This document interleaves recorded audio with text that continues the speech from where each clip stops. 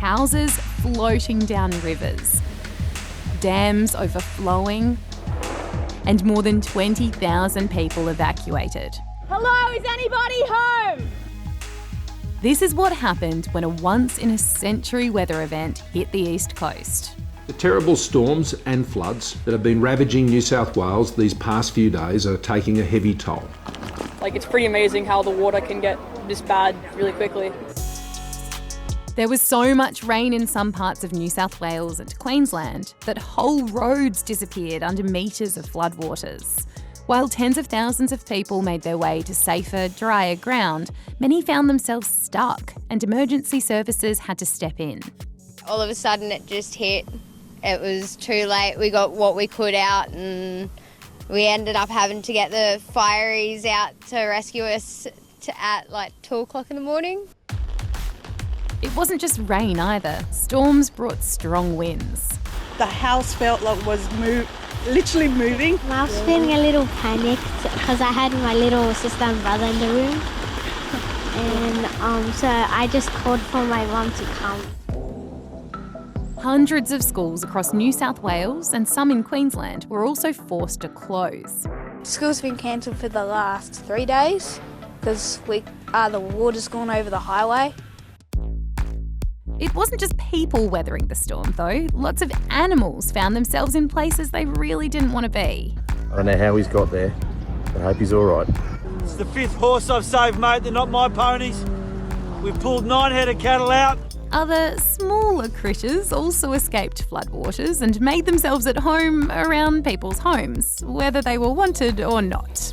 Probably 3 days ago they started to come in towards the house, and then, I think yesterday is when they got up on the fence. Although some creatures seemed quite at home in the water. It was amazing. It's like watching a bathtub fill up. It started pouring in from the National Park end, and then from there you could literally watch our alligator lagoon fill and fill. Experts say a weather pattern called La Niña is partly to blame for the storms and floods. It's why we've experienced colder temperatures, more rain, and stronger winds than usual across many parts of the country this summer. But they also say some areas, like the Hawkesbury-Nepean Valley in Sydney, are at much higher risk of flooding than others because of the number of rivers and lakes around, their size and shape, and how hard it is for extra water to flow out to sea. Scientists say climate change has also played a part in making extreme weather events like this more common. There's also been a lot of discussion around dams and whether they're being managed properly to avoid spilling over when the weather turns. Now the rain's cleared and things are starting to dry out in most areas. But while many people have been able to return home, this is what a lot of them have come back to. And how much have you lost? Pretty much everything. Yep. Devastating. Water has covered everything. So hopefully I can clean it up a little bit and make it look like it used to, but who knows at this stage. We haven't stopped. It's literally been go for the last 7 days. Authorities, volunteers and neighbours have been coming together to help each other out after a week like none of them has ever seen before and never want to see again.